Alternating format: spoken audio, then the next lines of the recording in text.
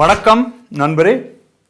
Vanakkam in my mother tongue, which is Tamil, means welcome, and Nanbare means friend. So Vanakkam Nanbare means welcome friend. The next time you meet a Tamil person, you can surprise them by saying Vanakkam Nanbare to him or her. Now, you didn't expect that you were going to learn some Tamil by taking this course, I know it. And I know that you're feeling immensely grateful to me for teaching you some Tamil as some added bonus of taking this class. But please don't send me any gifts. I'm serious. Talking of gifts, we should all consider happiness to be a gift because it has so many positive effects on us, on our productivity, on our altruism, and actually even on our objectivity. In a paper that I had the pleasure of working with one of the most well-respected names in all of social psychology, Yakov Trope from New York University, we showed that people are more objective, that is, more capable of handling the truth when they are happy versus when they are not. And yet, as I started discussing in the last video, many of us devalue happiness.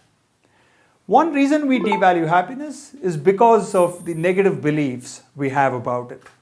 We think that happiness will make us lazy, that it will make us selfish, or that happiness is fleeting. But as we saw, these beliefs are all wrong. Happiness actually makes us more successful, more altruistic, and it need not be fleeting.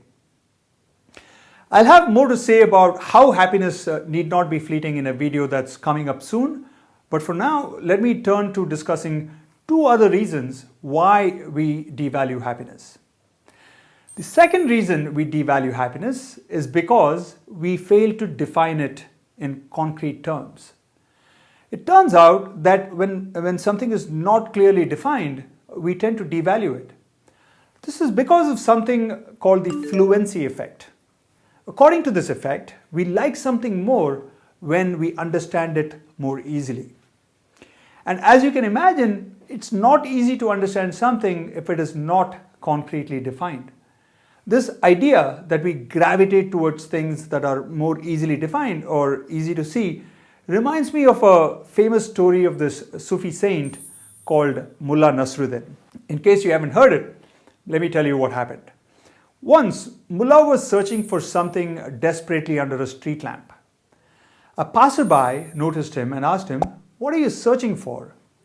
And Mullah said, "I've lost my wedding ring and my wife is going to kill me if she finds out that I've lost it."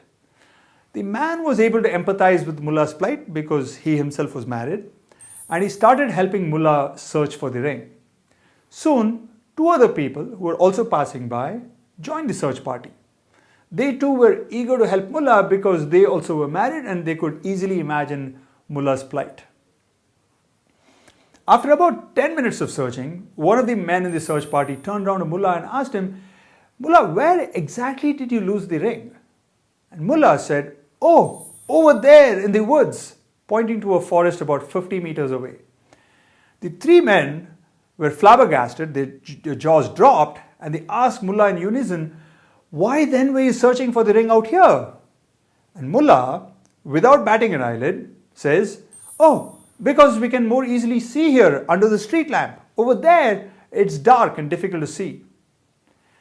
The story shows us how we have a tendency to focus on things that we can see more clearly, which is similar to the idea that we give greater value and priority to things that are more clearly defined. Here's a more scientific exploration of the same idea. Imagine that you're looking for some cough syrup and you walk into a supermarket and you come across two brands, brand A and brand B. As you can see, brand A is easier to read. Brand B, on the other hand, is more difficult to read. Which brand are you more likely to buy? Studies show that you're more likely to choose brand A. Why? Because it is easier to read and process. In much the same way that we value things that are easier to see and process, we devalue things that are difficult to see and process. You are likely to devalue happiness if you aren't clear about what it means to you. In other words, a big reason we devalue happiness is because we don't have a readily available concrete definition of happiness. We'll fix this problem, by the way, in the next video, where I will ask you to come up with a concrete definition of happiness. Let me turn my attention now to the third and final way by which we devalue happiness. This is due to something that researchers call medium maximization. The simplest way to understand medium maximization is that we often forget what we ultimately want in life, and we end up chasing the mediums that are supposed to get us what we ultimately want. Money is a classic medium. By itself, money has little value. It's just pieces of paper.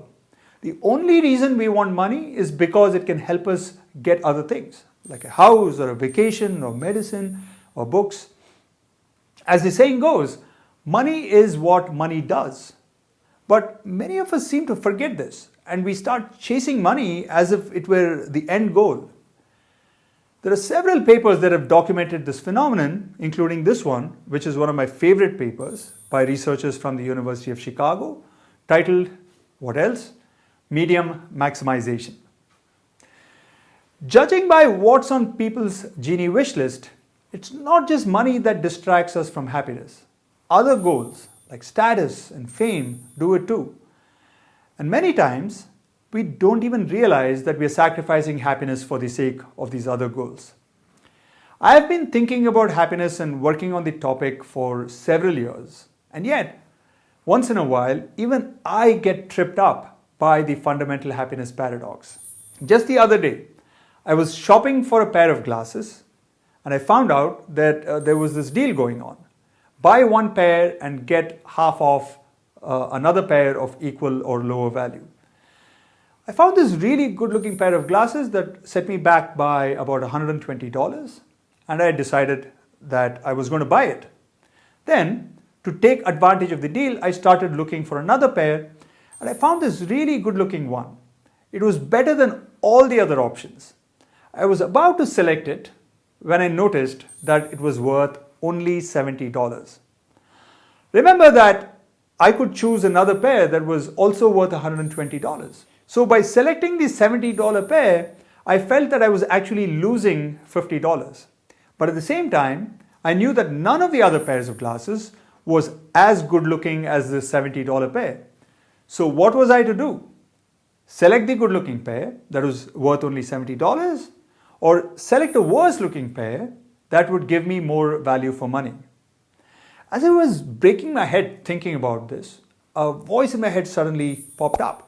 It said, Dr. Happy Smart, you've been working on the topic of happiness for a number of years, and you, of all people, shouldn't commit the fundamental happiness paradox. You should select the $70 pair because that's clearly the better looking one. So what if it costs a little bit less? No one will know how much it costs, and you too will forget about it. So select that pair that you think looks good, since that's the happiness maximizing choice. And that's what I did. But this example goes to show how easily we can be derailed by medium maximization. All right, with that, let me turn now to summarizing what we discussed in the last two videos. We discussed how we devalue happiness for three main reasons. First reason is that we harbor negative beliefs about happiness. Second reason is that we fail to define happiness in concrete terms. And the third reason is that we are susceptible to medium maximization.